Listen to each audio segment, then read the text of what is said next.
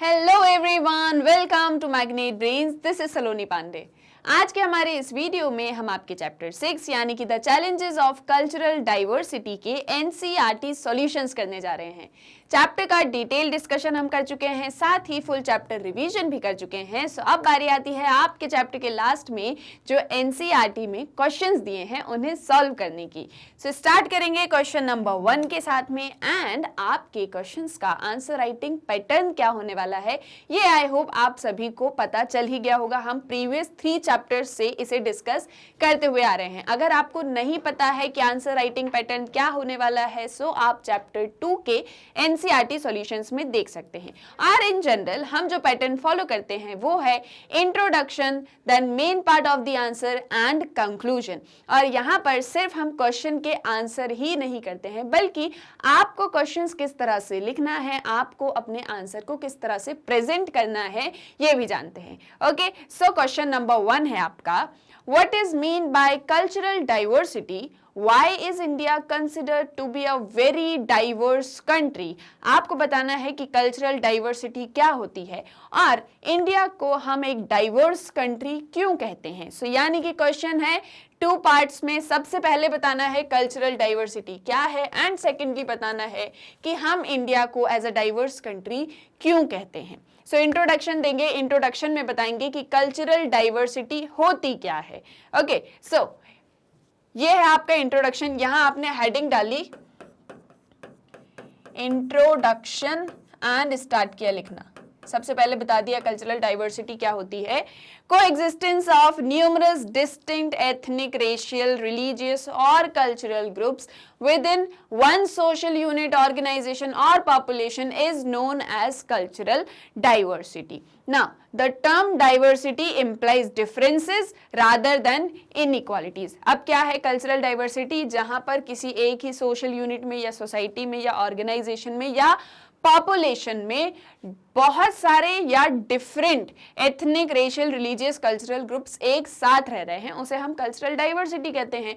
और डाइवर्सिटी का मतलब है डिफरेंसेस, ना कि इनइक्वालिटीज। ओके, ये हो गया अब आपका इंट्रोडक्शन। नाउ अब हम आ जाते हैं आपके सेकंड पार्ट पे क्वेश्चन के। सबसे पहले तो मीनिंग पूछा था कल्चरल डाइवर्सिटी का, तो वो आपने बता दिया। अब इसमें आपको एग्जांपल्स देने हैं तो एग्जांपल दे सकते हैं, लेकिन क्योंकि हम वैसे भी बताने वाले हैं इंडिया के बारे में, सो इंडिया आपका एग्जांपल हो ही रहा है यहाँ पर। सो आप सीधे आ जाइए सेकंड पार्ट पे। अब आपने ये बताया कि when we say that India is a nation of great cultural diversity, we mean that there are many different types of social groups and communities living here.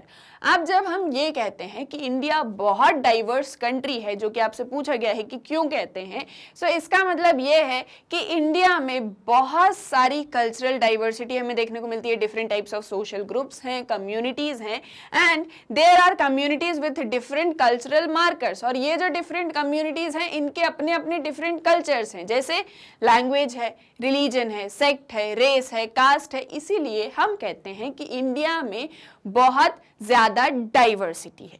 ठीक है, अब इतने से तो हो गया आपके क्वेश्चन का सीधा सीधा आंसर, लेकिन अब इसको आप करेंगे एक्सप्लेन, सारी चीजों को अच्छे से एक्सप्लेन करेंगे, एंड किसके साथ में करेंगे? With examples. एग्जाम्पल्स के साथ में जब आंसर को आप प्रेजेंट करते हैं तो आपका आंसर ज्यादा इफेक्टिव होता है, एंड आपके आंसर में मार्क्स का वेटेज भी बढ़ जाता है। Okay, then India is a pluralistic society.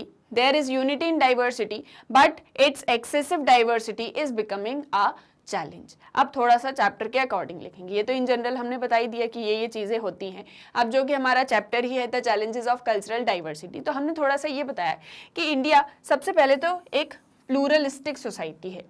ठीक है, यहाँ पर हमें बहुत सारी डाइवर्सिटी देखने को मिलती है, एंड साथ साथ हाइलाइट्स भी करती चलिएगा, जैसे आपको मेरे आंसर्स में दिखेंगे कि हम किस तरह से किन पॉइंट्स को हाईलाइट कर सकते हैं। सो इंडिया एक बहुत ही प्लूरल सोसाइटी, और हम कहते हैं कि इस प्लूरलिटी में, इस डाइवर्सिटी में यूनिटी भी है, लेकिन उसके बावजूद भी ये डाइवर्सिटी इंडिया के लिए एक चैलेंज बनती जा रही है। देन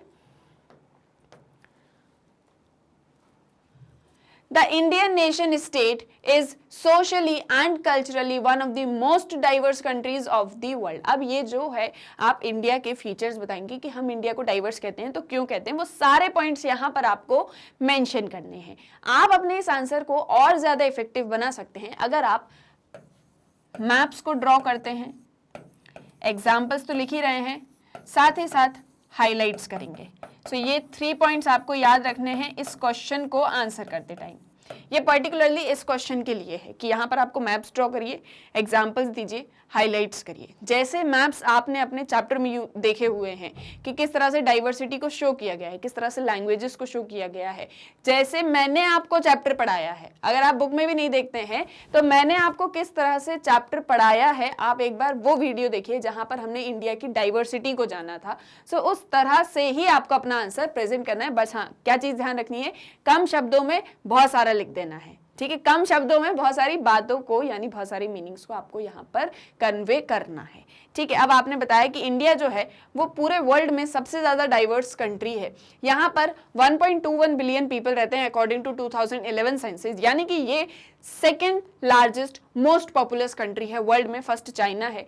यहाँ पर एटलीस्ट या फिर इन जनरल 1632 डिफरेंट लैंग्वेजेस बोली जाती हैं और इन 1632 लैंग्वेजेस में से 22 लैंग्वेजेस हैं जो कि हमने 8th schedule of the constitution के अंदर रखा है, जहां पर इन 22 लैंग्वेजेस को लीगल स्टेटस मिलता है। अब आप इन 22 लैंग्वेजेस को यहाँ पर लिख दीजिए कि वो कौन कौन सी 22 लैंग्वेजेस हैं। और ये हमने कहाँ पढ़ा है, हमने पढ़ा है जब हमने डिटेल डिस्कशन किया था चैप्टर का।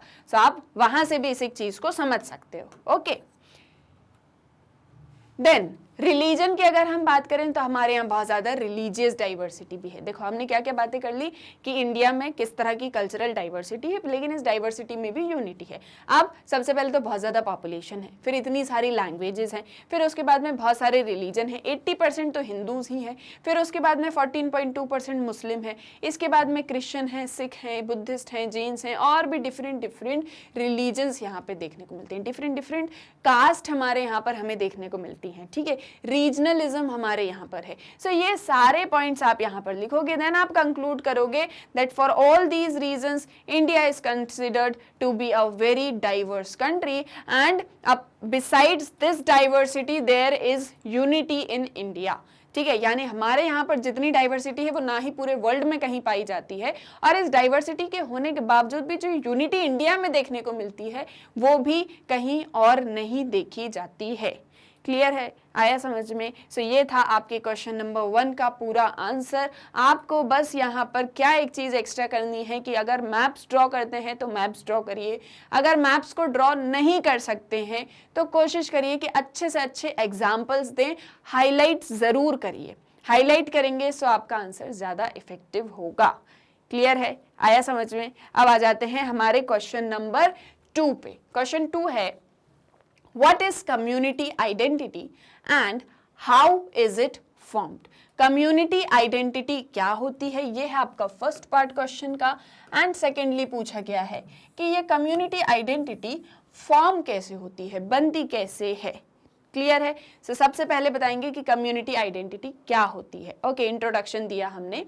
Community identity is based on birth and belonging rather than on some forms of acquired qualifications or accomplishments. Community identity birth और बिलोंगिंग पर बेस्ड होती है, ना कि किसी एक्वायर्ड क्वालिफिकेशंस या अकम्पलिशमेंट्स पर। ये जो आइडेंटिटीज होती हैं ये अस्क्रिप्टिव हैं। क्यों हैं ascriptive? Because they are determined by birth and individuals choice is not involved. Then people feel a deep sense of security and satisfaction in belonging to communities. अब क्या होती है community identity? तो हमने बताया कि जो community identities होती हैं वो ascriptive होती हैं, birth और belonging पर based होती हैं। हम जिस समुदाय के, हम जिस कम्युनिटी के मेंबर होते हैं वो हमें हमारी आइडेंटिटी प्रोवाइड करती है। यहाँ से अभी हम और इसको डिटेल में स्टडी करने वाले हैं। फिर इसके बाद में हमने ये बताया कि हम जिस भी कम्युनिटी से बिलोंग करते हैं वो हमें एक deep sense of security and satisfaction provide करती है। Then ascriptive identities such as community identities are difficult to shake off even if we choose to disown them. और जो हमारी community identity है वो ascriptive है। ascriptive का मतलब क्या है कि यहाँ पर आपकी कोई भी choice नहीं है कि आप कौन सी community से belong करना चाहते हो। जैसे हमने caste system में पढ़ा था, वैसा ही community को लेके आपकी कोई choice नहीं होती कि आप किस religion के होगे, आपकी क्या language होगी, आपकी क्या caste होगी।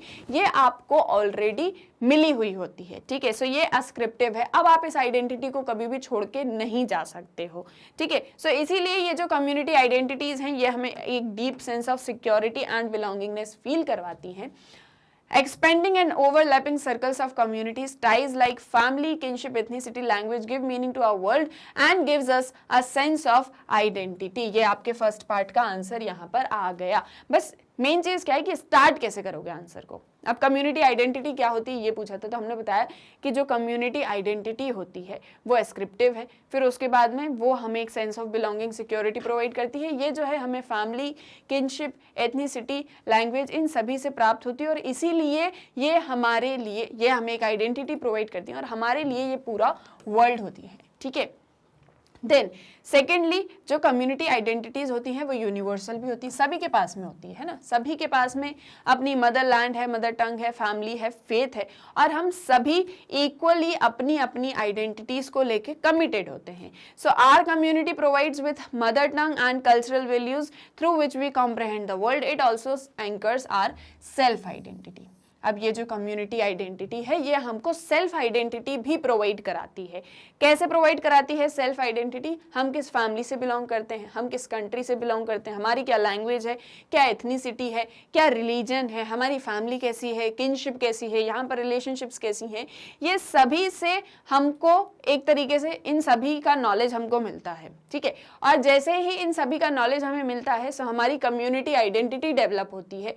उस कम्युनिटी आइडेंटिटी से हमारी अपनी सेल्फ आइडेंटिटी क्रिएट होती है और क्योंकि हमारी कम्युनिटी हमें आइडेंटिटी भी प्रोवाइड करती है इसलिए भी हम उससे बहुत ज्यादा कमिटेड होते हैं। वो हमने खुद से चूज नहीं की है, वो एस्क्रिप्टिव है, यूनिवर्सल है, लेकिन उसके बावजूद भी हमें sense of satisfaction and belonging provide होती है। Then the process of socialization involves continuous dialogue with our significant surroundings such as parents, kin, family and community. Thus, community is a very important part of our identity. और इसीलिए community जो है वो एक बहुत ही important part है हमारी identity का, ठीक है। सो ये इतने सारे पॉइंट्स आप इसके अंदर लिखोगे और जब आप इसे लिखोगे सो इसमें ऑलरेडी जो आपका सेकंड पार्ट है क्वेश्चन का कि how community identities are formed, तो वो भी यहाँ पर आंसर आ जाएगा। देखो जैसे हम कम्युनिटी आइडेंटिटी की बात कर रहे हैं, सो आपने सबसे पहले बता दिया कम्युनिटी आइडेंटिटी होती क्या है। इसके साथ ही साथ ये फॉर्म कैसे होती है। सो सबसे पहले तो ये एस्क्रिप्टिव है, ठीक है। कैसी है? एस्क्रिप्टिव है और यूनिवर्सल है। चाहें तो फ्लो चार्ट के थ्रू आंसर को एक्सप्लेन करें या आप चाहें तो जिस तरह से हमने अभी आंसर को लिख के पॉइंट में एक्सप्लेन किया वैसे भी एक्सप्लेन कर सकते हैं। सो एस्क्रिप्टिव है, यूनिवर्सल है, सभी के पास में होती है और इसीलिए हमें आइडेंटिटी प्रोवाइड करती है। एस्क्रिप्टिव है, सेल्फ आइडेंटिटी हमें मिलती है। एस्क्रिप्टिव है, यहाँ पर हमारी अपनी चॉइस नहीं होती इसलिए हम इससे बहुत ज़्यादा एक तरीके से सेंस ऑफ बिलोंगिंग, सेटिस्फेक्शन हमें प्रोवाइड करती है। सो ये जितने भी पॉइंट्स आपने लिखे ये आपके दोनों आंसर को जस्टिफाई करते हैं, sense of belonging and satisfaction. So ये जो दोनों पॉइंट्स है एस्क्रिप्टिव और यूनिवर्सल, और ये आपके क्वेश्चन के दोनों ही पार्ट्स को जस्टिफाई कर रहे हैं कि कम्युनिटी आइडेंटिटी क्या है और किस तरह से फॉर्म हो रही है। अब आपको इसमें कोई एग्जाम्पल देना है, अपना खुद का एग्जाम्पल देना है, आपको कोई चीज़ लगती है सो वो सारा कुछ आप इसके अंदर नोट डाउन कर सकते हैं। बट बेसिक जो चीज़ें इसके अंदर आएंगी वो यही है कि होती क्या है, एस्क्रिप्टिव है, यूनिवर्सल है, कभी चेंज नहीं कर सकते हो, सेटिस्फेक्शन, सिक्योरिटी आपको प्रोवाइड करती है, सेल्फ आइडेंटिटी देती है और जो ये पूरा सोशलाइजेशन का प्रोसेस है इसके थ्रू हमें अपनी कम्युनिटी का नॉलेज होता है। इसीलिए कम्युनिटी हमारी आइडेंटिटी बिल्डअप करने में एक बहुत ही इंपॉर्टेंट रोल प्ले करती है। इस लाइन के साथ में आप अपने आंसर को जो है कंक्लूड करेंगे। क्लियर है? आया समझ में ये वाला क्वेश्चन भी। अब आते हैं नेक्स्ट क्वेश्चन पे। Question 3, why is it difficult to define the nation? How are nation and state related in modern society? दो पार्ट्स में है क्वेश्चन। फर्स्ट ये कह रहा है कि नेशन को डिफाइन करना इतना ज़्यादा डिफिकल्ट क्यों है और नेशन और स्टेट एक दूसरे से रिलेटेड किस तरह से हैं मॉडर्न सोसाइटी में, ये सेकंड पार्ट हो गया। ठीक है, अब सबसे पहले क्या बताओगे कि नेशन को डिफाइन करना डिफिकल्ट क्यों है। सो उसके लिए आपको बताना पड़ेगा कि नेशंस क्या होते हैं, देन आपके नेशन स्टेट्स रिलेटेड कैसे हैं मॉडर्न सोसाइटी में। सो नेशंस हमने बता दिया, फिर स्टेट बताओगे क्या होते हैं, फिर उसके बाद में बताओगे कि दोनों के बीच का क्या रिलेशनशिप है। सो किस तरह से लिखोगे आंसर, सबसे पहले इंट्रोडक्शन लिखोगे, ये आपके सिनॉप्सिस होंगे, ठीक है, यानी इस तरह से इस फॉर्म में आपको अपने आंसर को लिखना है। सबसे पहले इंट्रोडक्शन दिया, देन बताएंगे आप meaning of nation, meaning of nation बताया आपने, फिर आप बता दोगे जो आपका फर्स्ट पार्ट है क्वेश्चन का वो आप लिखोगे यहां पर, उसका आंसर आप यहां पर लिखोगे कि why it is hard for a nation to why it is hard to define a nation. So ये दोनों को आप साथ में लिखोगे। देन इसके बाद में आपने बताया मीनिंग ऑफ स्टेट, जो आपका सेकंड पार्ट है, मीनिंग ऑफ स्टेट बताया आपने। इसके बाद में जो आपका सेकंड पार्ट है आंसर का, क्वेश्चन का, वो आप लिखोगे दैट इज रिलेशनशिप। क्या लिखोगे यहां पर आप, relationship between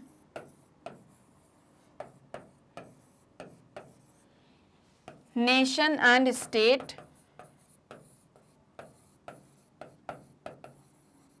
in modern society.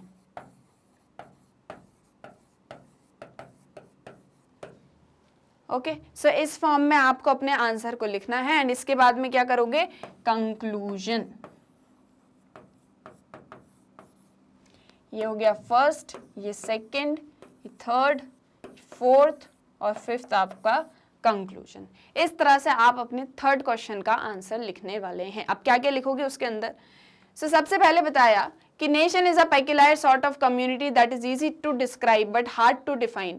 We can describe many nations founded on the basis of common cultural historical institutions like a shared religion, language, ethnicity, history or regional culture, but it is hard to come up with any defining features of nation. अब आपने introduction दिया, nation का meaning बताया, अब जो आपसे first part पूछा उसका आंसर आपने दिया कि आप इजीली उसे डिस्क्राइब कर सकते हो लेकिन डिफाइन नहीं कर सकते। डिस्क्राइब कैसे कर सकते हो कि एक नेशन के अंदर कौन सा रिलीजन है, कौन सी लैंग्वेज है, क्या एथनिसिटी है, क्या हिस्ट्री रही है उस नेशन की, वहाँ के पीपल कैसे हैं, इस तरह से आप इसको डिस्क्राइब कर दोगे। लेकिन अब आपसे कहा जाए कि डिफाइन करो एक नेशन को, एक नेशन के क्या कैरेक्टरिस्टिक्स होते हैं उसको डिफाइन करो, सो आप डिफाइन नहीं कर पाओगे क्योंकि every nation is different in its, ठीक है, मतलब अपने अपने स्फीयर में हर एक नेशन बहुत ज्यादा डिफरेंट होता है, इसीलिए हम उसको डिफाइन नहीं कर सकते, डिस्क्राइब कर सकते हैं। Now for every possible criterion there are exceptions and counter examples. For example, there are many nations that do not share a common language, religion, ethnicity and so on.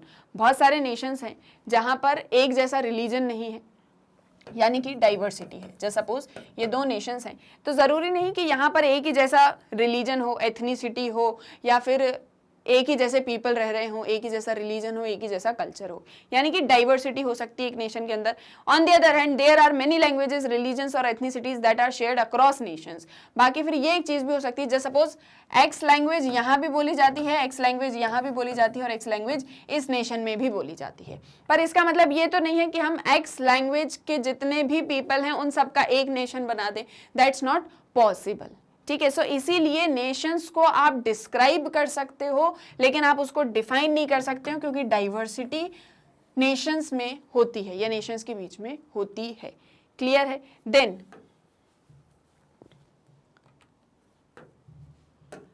nation at the simplest level is a community of communities. Members of a nation share the desire to be part of the same political collectivity. Nations are communities that have a state of their own. अब यहाँ पर वो कौन सी वाली बात explain करोगे जो हमने चैप्टर में पढ़ी थी कि जो नेशंस होती हैं, जो कम्युनिटीज होती हैं, ठीक है, जब कम्युनिटीज की जब कम्युनिटीज की डिजायर होती है तो वो नेशन को फॉर्म करती हैं, सभी साथ में आती हैं, कलेक्टिविटी फॉर्म करती हैं, और जब ये नेशंस की अपनी पॉलिटिकल डिजायर्स होती हैं तब स्टेट फॉर्म होता है। तो नेशन क्या है? Community of communities. ठीक है, नेशन क्या है? कम्युनिटी ऑफ कम्युनिटीज, और जब इस नेशन के पॉलिटिकल डिजायर्स होते हैं तब स्टेट फॉर्म होता है। ये एक बात आपने बता दी। देन अब मॉडर्न टाइम्स में कोई 1-to-1 बॉन्ड नहीं है नेशन और स्टेट के बीच में, एक न्यू डेवलपमेंट होने लगा है। किस तरह का न्यू डेवलपमेंट हो रहा है It was not true of the past that a single state could represent a single nation, for every nation must have its own.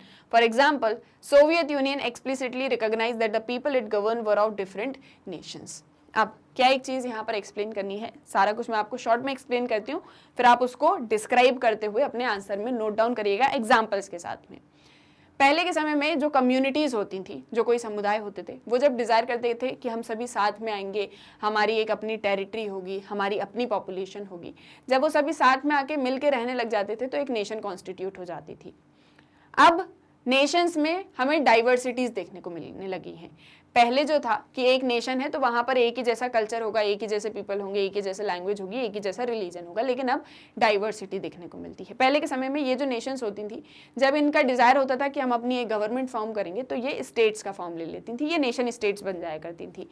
लेकिन धीरे धीरे टाइम के साथ हमने ये चीज़ देखी कि ऐसे बहुत से स्टेट्स थे जिनके अंदर बहुत सारे नेशंस रह रहे थे। जैसे फॉर एग्जांपल सोवियत यूनियन के अंदर बहुत सारे नेशंस थे जिनके अपने पॉलिटिकल डिजायर्स थे, कल्चरल डिजायर्स थे, रिलीजियस डिजायर्स थे। अल्टीमेटली क्या हुआ, सोवियत यूनियन कोलैप्स हो गया, ठीक है। देन इसके बाद में पीपल कॉन्स्टिट्यूटिंग अ नेशन में एक्चुअली भी सिटीजन्स और रेसिडेंट्स ऑफ डिफरेंट स्टेट्स। अब ये एक चीज़ भी हो सकती है, जैसे डुअल सिटीजनशिप वाला कॉन्सेप्ट हमने पढ़ा था, हमने ये पढ़ा था किस तरह से जमाइका, जो जमाइकन पीपल हैं वो जमाइका में ना रहते हुए जमाइका के बाहर रह रहे हैं, यानी कि हैं किसी पर्टिकुलर नेशन के लेकिन दूसरे नेशंस या स्टेट्स में जाके रह रहे हैं। डुअल सिटीजनशिप का कॉन्सेप्ट हमने पढ़ा था। सो ये सारे न्यू डेवलपमेंट्स हैं जो मॉडर्न टाइम्स में हुए हैं, जो नेशन और स्टेट के बीच की रिलेशनशिप दिखाते हैं। कि पहले का क्या कॉन्सेप्ट था कि कम्युनिटी से नेशन, नेशन से स्टेट, लेकिन जो मॉडर्न डेवलपमेंट हुआ है वहां पर ऐसा नहीं है कि कम्युनिटीज ही मिलकर एक नेशन को बना रही हैं। आज का जो कॉन्सेप्ट है नेशन स्टेट का, वहां पर ज्यादा फोकस किया जा रहा है establishment of democracy and nationalism पर, and as a dominant sources of political legitimacy. आज के टाइम में जो नेशन स्टेट के बीच में रिलेशनशिप है, वहां पर नेशंस फोकस करते हैं या स्टेट्स फोकस करते हैं कि हमारी जो पॉलिटिकल लेजिटिमेसी है वो सिटीजन्स से मिले हमें, और हम डेमोक्रेसी इंश्योर करें, हमारे पीपल के बीच अंदर नेशनलिज्म की फीलिंग हो। सो इन तीन कॉन्सेप्ट्स के ऊपर आज के टाइम में स्टेट नेशंस जो हैं वो लाई कर रहे हैं। Then this implies that nation is the most accepted or proper justification for a state, while people are the ultimate source of legitimacy of the nation. State आज के टाइम में नेशन के ऊपर ध्यान दे रहे हैं और नेशन जो है वो अल्टीमेटली पीपल के ऊपर ध्यान दे रहे हैं। सो ये जो पहले का कॉन्सेप्ट था इस तरह का, अब वो कॉन्सेप्ट यहाँ से उल्टा हो गया है। स्टेट्स नेशन की तरफ फोकस कर रहे हैं, नेशंस जो है वो अपने पीपल की तरफ फोकस कर रहे हैं। आज के समय में हम बात करते हैं democracy by the people, for the people and of the people. So ये सारे कॉन्सेप्ट्स को आपको अपने इस क्वेश्चन के आंसर के अंदर इंक्लूड करने हैं, ठीक है। थोड़ा सा एनालिटिकल जाएगा क्वेश्चन, थोड़ा सा आपको इसमें अपना ज़्यादा दिमाग लगाना पड़ेगा और उसके बाद में इसको आंसर करना है, ठीक है। पॉइंट्स क्या लिखोगे वो मैंने आपको एक्सप्लेन कर दिए हैं।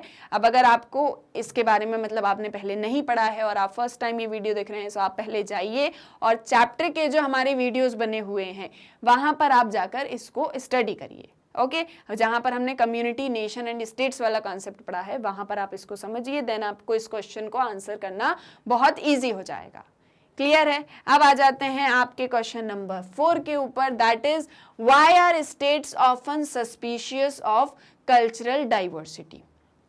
अब जो स्टेट्स हैं वो कल्चरल डाइवर्सिटी को लेके इतने ज्यादा सस्पिशियस क्यों है ये अब आपको बताना है। सो यहाँ पर क्या याद कर लीजिए UNDP की 2004 की रिपोर्ट, उसी से रिलेटेड आंसर यहाँ पर आपको नोट करना है, ओके। अब आपने स्टार्ट किया। States try to establish their political legitimacy through nation building strategies.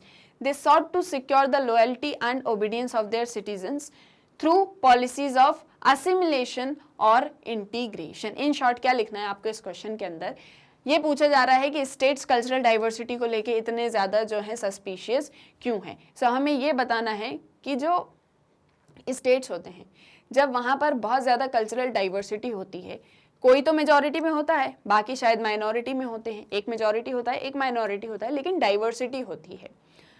States इस डाइवर्सिटी को रिकॉग्नाइज इसलिए नहीं करना चाहते हैं क्योंकि अल्टीमेटली ये डाइवर्सिटी कहीं ना कहीं हमें लॉन्ग टाइम में जाके अफेक्ट करने वाली है, हमारे लिए बहुत सारे चैलेंजेस खड़े करने वाली है। सो यूएनडीपी की जो 2004 की रिपोर्ट है, ठीक है, क्या चीजें नोट डाउन करनी है, वापस से इस तरह का कुछ सिनॉप्सिस बना लेते हैं हम आपके क्वेश्चन नंबर 4 के लिए। सो सबसे पहले इंट्रोडक्शन देंगे। इंट्रोडक्शन में क्या लिखेंगे कि कल्चरल डाइवर्सिटी होती क्या है। सबसे पहले ये बता देना कि कल्चरल डाइवर्सिटी होती क्या है। फिर हम आते हैं main part of the answer पे, जहां पर ये पूछा गया है कि कल्चरल डाइवर्सिटी को लेकर इतने ज्यादा सस्पिशियस क्यों है। ठीक है, क्यों है? सो फर्स्ट पॉइंट, क्योंकि स्टेट्स को लगता है कि लॉन्ग रन में ये जो कल्चरल डाइवर्सिटी है ये हमारे लिए एक चैलेंज बन जाएगी, इसलिए वो इसको रिकॉग्नाइज नहीं करना चाहते हैं। फिर आप इसमें सेकेंडली नोट डाउन करोगे यूएनडीपी की रिपोर्ट। ये मैं आपको पॉइंट्स नहीं बता रही हूँ, मैं आपको ये बता रही हूँ कि आपको क्या क्या इसके अंदर नोट डाउन करना है। सो आपने यूएनडीपी की 2004 की जो रिपोर्ट है कल्चर एंड डेमोक्रेसी, उसको यहाँ पर आपने नोट करना है। आपको बताना है कि किस तरह से इस रिपोर्ट में ये बताया गया था कि स्टेट जो हैं वो असिमिलेशन और इंटीग्रेशन की पॉलिसीज को अडॉप्ट कर रहे हैं। ओके, एंड कल्चरल डाइवर्सिटी को सप्रेस करके जो डोमिनेंट मेजॉरिटी है या जो मेजॉरिटी है वो डोमिनेंट पावर में आ रही है, एंड वो असिमिलेशन और इंटीग्रेशन पॉलिसीज के थ्रू एक सिंगल नेशनल आइडेंटिटी बिल्डअप करना चाह रहे हैं। ओके, क्या करना चाह रहे हैं? एक सिंगल नेशनल आइडेंटिटी बिल्डअप करना चाह रहे हैं। क्लियर है? ये सारा कुछ डिटेल में एक्सप्लेन करना है जो अभी हम स्टडी करेंगे, एंड देन फाइनली आपको अपने इस आंसर को कंक्लूड करना है कि कल्चरल डाइवर्सिटी को सप्रेस करना जो है सही नहीं होता है, क्योंकि सभी सिटीजन्स के अपने अपने राइट्स हैं। आप भले ही जो है इस कल्चरल डाइवर्सिटी को रिकॉग्नाइज नहीं कर रहे हैं तो एटलीस्ट उसको सप्रेस भी मत करिए।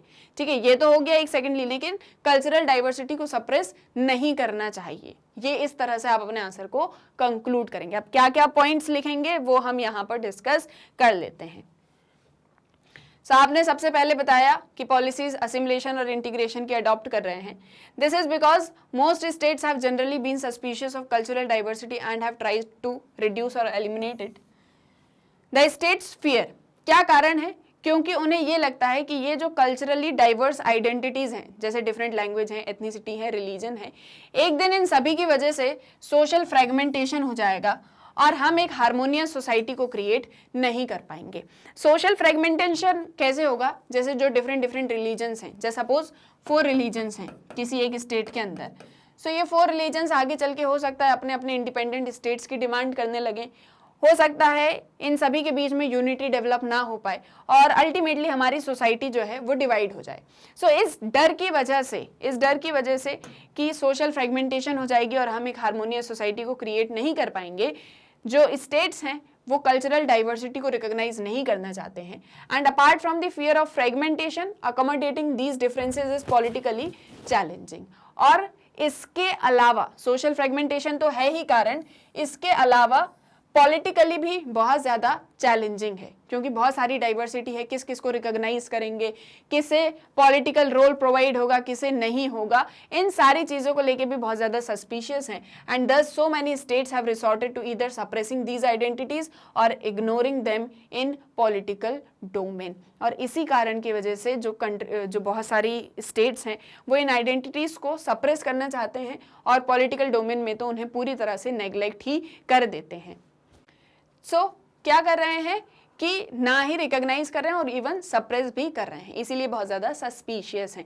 बस एक्सप्लेन ये करना कि किस तरह से कर रहे हैं, ये भी बताना, असिमिलेशन और इंटीग्रेशन भी बताना कि कैसे जो है असिमिलेशन में क्या करते हैं, जो डोमिनेंट रोल में है मेजॉरिटी उसको सारी पावर मिल जाती है एंड बाकी सबको सप्रेस कर दिया जाता है। बस इंटीग्रेशन में थोड़ा सा डिफरेंस ये है कि पब्लिक स्फीयर में आपको वन सिंगल नेशनल आइडेंटिटी को ही फॉलो करना है, लेकिन आप अपनी प्राइवेट स्फीयर में अपने अपने डिफरेंट कल्चर्स को या अपनी कल्चरल डाइवर्सिटी को फॉलो कर सकते हो। बस इतना सा डिफरेंस है। इसके अलावा जो है स्टेट्स कल्चरल डाइवर्सिटी को सप्रेस कर रहे हैं। सो ये जो मैंने आपको सारे पॉइंट्स बताए हैं, ये सभी पॉइंट्स आपको इसके अंदर लिखने हैं। क्लियर है? और फिर कंक्लूड कैसे करोगे? लेकिन ये जो आइडियोलॉजी है कि जो स्टेट्स हैं वो सप्रेस कर देते हैं कल्चरल डाइवर्सिटी को, ये सही नहीं है, क्योंकि हमने इंडिया का एग्जाम्पल देखा है जहां पर इतनी ज्यादा कल्चरल डाइवर्सिटी होने के बावजूद भी यूनिटी है। इस तरह से आप अपने आंसर को कंक्लूड करेंगे। क्लियर है? आया समझ में? आई होप डाउट नहीं होगा अभी तक के 4 क्वेश्चंस में आपको कोई भी। अब आ जाते हैं क्वेश्चन नंबर 5 पर। ठीक है, क्वेश्चन 5 क्या कह रहा है? What is regionalism? What factors is it usually based on? Regionalism का मतलब क्या होता है और रीजनलिज्म किन चीजों पर बेस्ड होता है, ये आपको बताना है। सो इंट्रोडक्शन दोगे, रीजनलिज्म बताओगे, फिर बताओगे काय पर बेस्ड होता है, और फाइनली कंक्लूड कर दोगे। ये बहुत सिंपल सा क्वेश्चन है। ठीक है, बस सिंपल सा क्वेश्चन ही है, आंसर उतना सिंपल नहीं होगा। सारे पॉइंट्स आपको इसके अंदर नोट करने हैं। क्या क्या नोट करोगे? सबसे पहले बताया कि regionalism in India is rooted in India's diversity of languages, cultures, tribes and religions. अब इंडिया की केस में पहले तो आपको रीजनलिज्म को डिफाइन करना है। सो आप पहले रीजनलिज्म को डिफाइन करेंगे, फिर उसके बाद आप बताएंगे कि इंडिया में जो रीजनलिज्म है वो किस बेसिस पर है। सो वो लैंग्वेज, कल्चर, ट्राइब्स और रिलीजन्स के बेसिस पर है। देन इसके बाद में it is encouraged by the geographical concentration of these identity markers in particular regions and fueled by a sense of regional deprivation। अब ये जो पूरा आइडिया है रीजनलिज्म का इंडिया में, ये जियोग्राफिकल कॉन्सेंट्रेशन को लेके होता है। रीजनलिज्म अल्टीमेटली क्या होता है? जब सभी अपने अपने रीजन को लेके, अपने अपने क्षेत्र को लेके बहुत ज्यादा कॉन्शियस हो जाते हैं एंड डिमांड करने लगते हैं कि हमें हमारा पर्टिकुलर रीजन दे दिया जाए, वो हमारा हो जाए। ठीक है, इस तरह की आइडियोलॉजी को हम क्या कहते हैं? रीजनलिज्म। वो आपने बताया, इंडिया में बताया कि इंडिया में इतनी ज्यादा लैंग्वेज के बेसिस पे डाइवर्सिटी है, कल्चरल डाइवर्सिटी है, ट्राइब्स रहते हैं, ट्राइब्स तो अपना ही स्टेट चाहते हैं पर्टिकुलरली, मतलब अपना रीजन चाहते हैं। सो इस बेसिस पर हमारे यहाँ रीजनलिज्म की डिमांड्स जो है वो उठती हैं। मोर और लेस ये जियोग्राफिकल कॉन्सेंट्रेशन पर बेस्ड होता है। इंडिया में जो फेडरलिज्म का कॉन्सेप्ट है वो इन्हीं रीजनल सेंटिमेंट्स को अकोमोडेट करने के लिए हमने क्रिएट किया गया है। हमारे यहाँ पर एक सेंटर है और बाकी स्टेट्स हैं। सो ये स्टेट्स फॉर्मेशन, ये फेडरलिज्म हमने इसीलिए अडॉप्ट किया था ताकि ये जो रीजनल सेंटिमेंट्स हैं सभी के, कि हमें हमारा रीजन मिले, अपने अपने रीजन को लेके ये जो कॉन्शियसनेस है इसे हम अकोमोडेट कर पाएँ। Language coupled with regional and tribal identity and not religion has provided the most powerful instrument for the formation of ethno-national identity in India। अब इंडिया में लैंग्वेज के साथ में ट्राइबल आइडेंटिटी और अपना रीजन, जब ये तीनों एक साथ में मिल जाते हैं सो एक एथनो नेशनल आइडेंटिटी क्रिएट हो जाती है। एंड ये ethno national identity ultimately regionalism के जो पूरा कॉन्सेप्ट है, ये आइडिया को इमर्ज करती है। But this does not mean that all linguistic communities have got statehood. For example, Chhattisgarh, Uttarakhand, Jharkhand in their formation language did not play any major role. So यहाँ पर क्या एक चीज बताई जाती है कि किस तरह से पहले तो रीजनलिज्म क्या होता है और रीजनलिज्म की डिमांड्स किस तरह से राइज होती हैं। इंडिया के केस में आ जाएं सो हमारे यहाँ पर specially after independence language based regionalism की डिमांड्स उठी थी, जहां पर लैंग्वेज के बेसिस पर अपने अपने रीजन्स की डिमांड पीपल्स ने करना स्टार्ट कर दी थी। सो उसके बाद में जो आंध्र स्टेट बना, एसआरसी बनी, ये सारा कुछ आप इसके अंदर लिखोगे, स्टेट्स रीऑर्गेनाइजेशन कमीशन। इसको शॉर्ट में लिखना क्योंकि सिर्फ ये पूछा है कि किन चीज़ों पर बेस्ड होता है, कहीं भी आपसे स्टोरी नहीं पूछी है। सो इस स्टोरी को मत लिखना कि क्या पूरी स्टोरी थी लैंग्वेज बेस्ड रीजनलिज्म के पीछे, बस शॉर्ट में लिखना कि लैंग्वेज के बेसिस पर हमारे यहाँ पर इंडिपेंडेंस के बाद में सबसे ज़्यादा डिमांड उठी थी। इसके बाद में स्टेट्स रीऑर्गेनाइजेशन कमीशन बनती है और अल्टीमेटली स्टेट्स फॉर्म्ड होते हैं। अब इसका मतलब ये नहीं है कि सभी स्टेट्स लैंग्वेज के बेसिस पर फॉर्म्ड हुए, जैसे कि हम बात करें छत्तीसगढ़, उत्तराखंड और झारखंड, सो ये ट्राइबल आइडेंटिटीज की वजह से भी क्रिएट हुए थे। सो ये आपने बता दिया। Now a combination of ethnicity based on tribal identity, language, regional deprivation and ecology provided the base. तो इस तरह से अपने अपने रीजन को लेकर अक्सर डिमांड्स उठती रहती हैं बहुत सारे स्टेट्स में से, और ये एक बहुत बड़ा चैलेंज है इंडिया की यूनिटी को लेके। और किन चीजों पर बेस्ड होता है, सो एक बार वापस से कंक्लूड कर दिया, tribal identity, language, regional deprivation and ecology, इन सभी पर बेस्ड होता है रीजनलिज्म का कॉन्सेप्ट। सो ये जो आपका क्वेश्चन था, इस क्वेश्चन के अकॉर्डिंग आपको ये सारे पॉइंट्स इसके अंदर लिखने हैं एंड थोड़ा थोड़ा एक्सप्लेन भी करना है। जैसे पूछा है कि किन फैक्टर्स पर बेस्ड होता है, सो इसके लिए एक फ्लो चार्ट बना सकते हैं। कैसे बनाओगे फ्लो चार्ट? ये बनाया कि रीजनलिज्म, या फिर आपने ऐसा लिखा कि factors on which regionalism is based. इस तरह से आपने कुछ लिखा, हेडिंग लिखी, देन इसके बाद में ये ऐसा कुछ बॉक्स बना दीजिए, क्लाउड्स वगैरह जो भी आपको बनाना अच्छा लगता है वो बना दीजिए, और यहाँ से 4 पॉइंटर्स निकालिए। सो सबसे पहले आपने लिखा लैंग्वेज, लैंग्वेज के बाद आपने लिखा ट्राइबल आइडेंटिटी। फ्लो चार्ट बनाएंगे, सो बस वो ये है कि आपके पॉइंट्स बहुत जल्दी मतलब नज़र में आ जाएंगे आपकी टीचर के। देन इसके बाद में रीजनल सेंटिमेंट्स एंड इकोलॉजी। फिर इनके बाद में आपको लगता है सो इन 4 पॉइंट्स को आप एक्सप्लेन कर दीजिए, और जो पॉइंट्स मैंने आपको बताए हैं उन्हें बस लिखना मत भूलिएगा, वो सभी भी आपको इनके अंदर लिखने, मतलब यहाँ पर नहीं लिखने, लेकिन आपको अपने आंसर में एक्सप्लेन करने हैं। क्लियर है? आया समझ में क्या क्या पॉइंट्स लिखने हैं? देन नेक्स्ट क्वेश्चन पे आ जाते हैं। ठीक है, question number 6, In your opinion, has the linguistic reorganization of states helped or harmed India? अब एनालिटिकल क्वेश्चन। ठीक है, एनालिटिकल क्वेश्चन किस तरह के होते हैं, जहां पर आपसे घुमा फिरा के सवाल पूछा जाता है, और इसके अंदर आपको जो भी टॉपिक आपसे पूछा गया, जैसे यहाँ पर लिंग्विस्टिक रीऑर्गेनाइजेशन ऑफ स्टेट्स पूछा गया है, सो इसके रिगार्डिंग में पॉजिटिव एंड नेगेटिव दोनों ही पॉइंट्स आपको लिखने होते हैं, बस आपका कंक्लूजन पॉजिटिव होना चाहिए। ठीक है, अब कैसे सॉल्व करते हैं एनालिटिकल क्वेश्चंस को, उस पर हम आ जाते हैं। सो यहां पर आपको यह बताना है कि ये जो लैंग्वेज के बेसिस पर स्टेट्स फॉर्म्ड हुए हैं, क्या इसने इंडिया को हेल्प किया है या हार्म किया है। सो क्योंकि दोनों ही चीजें पूछी हैं, सो आपको दोनों ही बताने हैं कि हेल्प किस तरह से की है और हार्म किस तरह से की है। एनालिटिकल क्वेश्चंस में अगर आपको लगता है कि कहीं पे चार्ट बन सकती है तो बनाइए, नहीं लगता है तो पैराग्राफ के फॉर्म में इस आंसर को हम लिखते हैं, एंड जो भी पॉइंट्स हमें लगते हैं कि इंपॉर्टेंट है उन्हें बस हम हाईलाइट कर देते हैं। ये पैटर्न होता है आंसर को लिखने का। ओके, स्टार्ट करते हैं। So language coupled with regional and tribal identity and not religion has provided the most powerful instrument for the formation of ethno-national identity in India.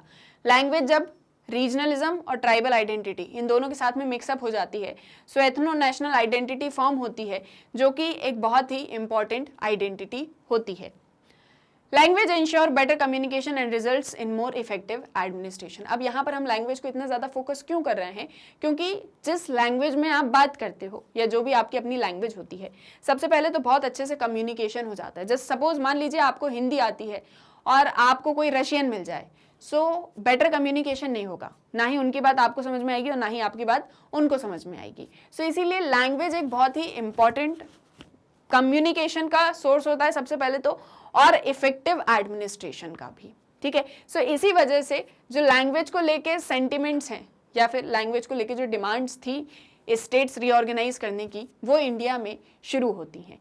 ये था आपका एक जनरल मतलब इंट्रोडक्शन। अब यहाँ से जो मेन पार्ट है उस पर आएंगे कि किस तरह से लिंग्विस्टिक रीऑर्गेनाइजेशन ऑफ स्टेट्स को लेकर डिमांड उठती हैं, और इसी बीच में हम एनालाइज करते चलेंगे कि ये जो डिमांड्स थी इन्होंने हेल्प किया है या फिर इन्होंने हार्म किया है, और फाइनली फिर क्या करेंगे, कंक्लूड करेंगे। ठीक है, सो यहाँ से आपका main part of the answer start होता है। आपने बताया कि 1920s में क्या हुआ था, जो इंडियन नेशनल कांग्रेस थी वो लिंग्विस्टिक लाइंस पर वापस से रिकॉन्स्टिट्यूट होती है, और इसी समय में जो गांधी जी होते हैं और बाकी अदर लीडर्स होते हैं वो ये आश्वासन देते हैं लोगों को कि जैसे ही इंडिया इंडिपेंडेंट हो जाएगा हम लैंग्वेज के बेसिस पर स्टेट्स को फॉर्म करेंगे। ठीक है, ये किसने बोला, गांधी जी और बाकी अदर लीडर्स ने आश्वासन दे दिया लोगों को। अब इसके बाद में ये एक स्टोरी चल रही है, स्टोरी के फॉर्म में आपको अपने आंसर को लिखना है, पर बहुत ज्यादा स्टोरी मत लिख दीजिएगा, आराम से चलिए, सारे पॉइंट्स मेन पॉइंट जरूर आने चाहिए। अब इसके बाद में क्या हुआ, फाइनली जब 1947 में इंडिया को इंडिपेंडेंस मिल जाती है, सो ऑलरेडी इंडिया डिवाइडेड हो चुका था रिलीजियस बेसिस पर। ठीक है, रिलीजन के बेसिस पर ऑलरेडी इंडिया जो है डिवाइड हो चुका था, एक तरफ पाकिस्तान बन चुका था, एक तरफ इंडिया बन चुका था। अब उस टाइम पे जो लीडर्स थे, स्पेशली जवाहरलाल नेहरू वगैरह, वो जो है इस चीज़ को लेके बहुत ज़्यादा चिंतित थे कि अब अगर लैंग्वेज के बेसिस पर वापस से स्टेट्स फॉर्म करना शुरू कर दिए तो कल को ये लैंग्वेज के बेसिस पर जो स्टेट्स बने हैं ये कहीं अपने अपने इंडिपेंडेंट स्टेट्स की डिमांड ना करने लग जाएं। सो इसीलिए कांग्रेस जो रही उसने अपने इस वादे को जो उन्होंने पहले कर दिया था कि हम लैंग्वेज के बेसिस पर स्टेट्स बनाएंगे, उसको पूरा करने में हेजिटेट करने लगी। अल्टीमेटली हुआ क्या, बहुत सारे मूवमेंट्स स्टार्ट हो गए। स्पेशली मराठी कन्नड़ स्पीकर्स के बीच में, जो चाहते थे कि हमारा अपना स्टेट बन जाए लैंग्वेज के बेसिस पर। Who were then spread across several different political regimes, the erstwhile Bombay and Madras presidencies and former princely states such as Mysore and Hyderabad। यहाँ पर भी ये जो डिमांड्स हैं ये बहुत ज़्यादा तेज़ थी, स्पेशली ये जो लैंग्वेज के बेसिस पर डिमांड्स आ रही थी ये साउथ इंडिया से आ रही थी कि आप हमारी लैंग्वेज के बेसिस पर हमारे स्टेट्स को फॉर्म कर दीजिए। However, the most militant protest ensured the very large community of Telugu speakers, और सबसे ज़्यादा वायलेंट डिमांड जहाँ से आई सो वो थी तेलुगु स्पीकर्स के अंदर, मतलब वहाँ से जो तेलुगु स्पीकर्स थे वहाँ से सबसे ज़्यादा वायलेंट डिमांड थी या विगरस मूवमेंट थी। अल्टीमेटली 1953 में पोटी श्रीधर मल्लू जो हैं वो उन्होंने फास्ट रखा था कि जब तक तेलुगु स्पीकर्स का अपना स्टेट नहीं बन जाएगा, यानी उनका अपना स्टेट अपना रीजन नहीं क्रिएट होगा, तब तक मैं कुछ खाऊंगा नहीं, और अल्टीमेटली उनकी डेथ हो जाती है। यहाँ से फिर और ज़्यादा प्रोटेस्ट स्टार्ट होते हैं और अल्टीमेटली 1953 में जो है स्टेट आंध्र स्टेट का क्रिएशन हो जाता है जो कि तेलुगु स्पीकर्स का स्टेट बन जाता है। तो फर्स्ट लिंग्विस्टिक स्टेट ये बना। अब यहाँ पर जो हार्म वाला पॉइंट था कि क्या इंडिया को हार्म किया है, सो ये प्रोटेस्ट जो होते हैं ये अल्टीमेटली हार्म ही करते हैं कि मतलब किसी भी कंट्री की यूनिटी के लिए। सो एक ये पॉइंट हो गया। Then it also led to the formation of SRC which in 1956 put the formal final seal of approved on the principle of linguistic lines। Ultimately फिर होता क्या है, स्टेट्स रीऑर्गेनाइजेशन कमीशन बनती है। स्टेट रीऑर्गेनाइजेशन कमीशन अपनी report देती है नवंबर 1, 1956 को, और वो ये बताती है कि सिर्फ और सिर्फ लैंग्वेज के बेसिस पर स्टेट्स को फॉर्म नहीं करना चाहिए, लेकिन लैंग्वेज के साथ साथ वहाँ का एडमिनिस्ट्रेशन, वहाँ की पॉलिटी, वहाँ के पीपल, इन सभी को जो है कंसिडर करते हुए फिर उसके बाद में हमको जो है स्टेट्स को फॉर्म करना चाहिए। डिटेल में ऑलरेडी हम पढ़ चुके हैं इसलिए ज़्यादा डिटेल में नहीं जा रहे हैं, बस मैं आपको पॉइंट्स बता रही हूँ आपको क्या क्या इसके अंदर नोट करने हैं। देन इसके बाद में जो है स्टेट्स फॉर्म होते हैं इंडिया के अंदर, और अल्टीमेटली कितने स्टेट्स फॉर्म होते हैं, 14 स्टेट, 6 यूनियन टेरिटरीज फॉर्म होती हैं उस एक टाइम पे। फिर उसके बाद में और ज़्यादा स्टेट्स फॉर्म होना स्टार्ट होते हैं। लेकिन ये जो स्टेट्स फॉर्म हुए ये सिर्फ और सिर्फ लैंग्वेज के बेसिस पर नहीं हुए, बहुत से ऐसे स्टेट्स थे जो कि बाकी अदर रीजंस की वजह से फॉर्म हुए थे। जैसे अभी हमने थोड़ी देर पहले डिस्कस किया था छत्तीसगढ़, झारखंड एंड आपका उत्तराखंड, ठीक है। सो इस तरह से आप ये एक एग्जांपल भी यहाँ पर नोट कर सकते हो। एंड फाइनली क्या कंक्लूड करोगे कि करंटली 28 स्टेट्स हैं, 8 यूनियन टेरिटरीज हैं इंडिया में, and it has proved to be perfectly consistent to be a Kannadian and Indian, Bengali and Indian, Tamil and Indian, Gujarati and Indian. So ये जो सारे लैंग्वेज के बेसिस पर रीऑर्गेनाइजेशन हुआ इसने हार्म भी किया इंडिया को, क्योंकि बहुत सारे वायलेंट प्रोटेस्ट होने स्टार्ट हो गए थे, और ये जो प्रोटेस्ट होते हैं ये कभी भी किसी भी कंट्री के लिए फ्रूटफुल नहीं होते हैं। लेकिन इस स्टेट्स रीऑर्गेनाइजेशन के अलावा भी इंडिया की ग्रोथ में, डेवलपमेंट में सभी स्टेट्स ने साथ में मिलकर कंट्रीब्यूट किया, तो अल्टीमेटली हेल्प भी हुई है। एट प्रेजेंट जो इंडिया का पूरा स्ट्रक्चर है या इंडिया के पीपल्स की हम बात करें, सो सभी अपने अपने कल्चर को लेके जितने ज़्यादा स्टिक हैं उतने ही ज़्यादा अपने इंडिया नेशन को लेकर हैं। So it is all perfect कि someone who is Kannadian is also an Indian, someone who is Gujarati is also an Indian. So इसीलिए ये कंक्लूड कैसे करोगे कि हाँ, हार्म भी किया, हेल्प भी किया, लेकिन अल्टीमेटली सभी स्टेट्स ने साथ में मिलके इंडिया के डेवलपमेंट एंड ग्रोथ में कंट्रीब्यूट किया है। सो अल्टीमेटली ये जो स्टेट्स रीऑर्गेनाइजेशन हुआ है लैंग्वेज के बेसिस पे, it is fruitful for India. इस तरह से करके अपने आंसर को क्या करोगे, कंक्लूड कर दोगे। क्लियर है? आया समझ में कैसे लिखना है, क्या क्या पॉइंट्स इसके अंदर लिखने हैं। अच्छा, जो एनसीईआरटी में सॉल्यूशंस दिए रहते हैं वो अल्टीमेटली लॉन्ग या फिर शॉर्ट फॉर्म में ही रहते हैं, यानी कि आपको यहाँ पर जो आंसर करना होता है वो लॉन्ग टाइप ही करना होता है। सो हम यहाँ पर सभी पॉइंट्स को इंक्लूड करते हैं। बस आप ये ध्यान रखें कि जब भी क्वेश्चन आपके एग्जाम में आपसे पूछा जाता है, सो वर्ड लिमिट क्या है, वर्ड लिमिट के अकॉर्डिंग ही आपको अपने आंसर को लिखना है। क्लियर है? Then what is a minority, Why do minorities need protection from the state? हम नेक्स्ट क्वेश्चन क्या है कि माइनॉरिटीज़ क्या होती हैं और माइनॉरिटीज़ को स्टेट से प्रोटेक्शन की ज़रूरत क्या होती है। अगेन 2 पार्ट्स में क्वेश्चन है। सबसे पहले क्या बताओगे कि माइनॉरिटीज़ क्या होती हैं, देन बताओगे कि माइनॉरिटीज़ को प्रोटेक्शन की ज़रूरत क्यों है। स्टेट्स से सारे एग्जाम्पल्स के साथ में अपने आंसर को लिखोगे एंड अल्टीमेटली क्या करोगे, कंक्लूड। ठीक है, अब आपने बताया। अच्छा, वैसे जब आपने बुक में पढ़ा होगा, जब मैंने भी आपको पढ़ाया था, सो हमने माइनॉरिटीज दोनों फॉर्म में देखी थी कि किस तरह से इन जनरल माइनॉरिटीज को माना जाता है, लेकिन सोशियोलॉजिकल सेंस क्या है माइनॉरिटी का। सो यहाँ पर इतना ज़्यादा एक्सप्लेन करने से बेटर है कि सीधे सोशियोलॉजिकल सेंस पे आओ माइनॉरिटी के, मतलब इंट्रोडक्शन दो कि माइनॉरिटीज़ का मतलब होता क्या है सोशियोलॉजी में। ठीक है, अब यहाँ पर तो क्योंकि हम क्वेश्चन आंसर करें तो जो पूछा उतने का ही आंसर दो, ज़्यादा लिख दोगे, मतलब सारा जितना भी नॉलेज है वो सारा कुछ इधर ही लिख दोगे, सो वो बहुत ज़्यादा बल्कि हो जाएगा। ठीक है, तो जो चीज़ पूछी गई है उसे लिखो बस, हाँ किस तरह से सेंटेंस को फॉर्म कर रहे हो उस चीज़ पर फोकस रखना। अब स्टार्ट करते। So minority usually involves some sense of relative disadvantage. Minority का मतलब क्या हो गया कि किसी भी सेंस में रिलेटिवली डिसएडवांटेज पर है। सोशियोलॉजिकल सेंस माइनॉरिटी का ये कहता है कि members of minority form a collectivity, that is they have a sense of group solidarity, a feeling of togetherness and belonging। ठीक है, सोशियोलॉजिकल साइंस क्या कहता है कि माइनॉरिटीज़ वो होते हैं जो रिलेटिव डिसएडवांटेज पर हों, साथ ही साथ अपनी एक कलेक्टिविटी फॉर्म करते हो और इस कलेक्टिविटी के बीच में ग्रुप सॉलिडेरिटी हो एंड साथ ही साथ टुगेदरनेस एंड बिलोंगिंग की फीलिंग हो। जहाँ पर ये सारी चीज़ें देखने को मिलती है वहाँ पर हम कहते हैं कि माइनॉरिटीज़ एग्जिस्ट करते हैं इन सोशियोलॉजिकल सेंस। सो ये आपकी 2 लाइन का मतलब ये हो गया जितना अभी मैंने आपको एक्सप्लेन कर दिया। सो ये क्या है, कम वर्ड्स में ज़्यादा चीज़ें इनकलकेट हमने कर दी। Okay, then this is linked to disadvantage because the experience of being subjected to prejudice and discrimination usually heightens feelings of intra-group loyalty and interest. Groups may be minority in statistical sense, such as people who are left-handed or people born on 29th February are not minorities in sociological sense because they do not form a collectivity। So आपका जो first part है question का कि minorities क्या होती हैं, सो वो सारा कुछ यहाँ पर एक्सप्लेन करोगे। क्या बताओगे कि माइनॉरिटीज जो रिलेटिव डिसएडवांटेज पर हैं, यहाँ पे लिख लेते हैं। ठीक है, आपको क्या क्या बताना है कि माइनॉरिटीज कौन होती हैं सोशियोलॉजिकल सेंस में। ये जो भी चीज़ें मैं लिख रही हूँ आपको बता रही हूँ, इन्हें सभी को नोट करते जाइए। ठीक है, सो माइनॉरिटीज क्या है सोशियोलॉजिकल सेंस में, जो कि रिलेटिव डिसएडवांटेज पर है। इसके साथ ही कलेक्टिविटी फॉर्म करती हैं, उनके बीच में ग्रुप सॉलिडेरिटी है,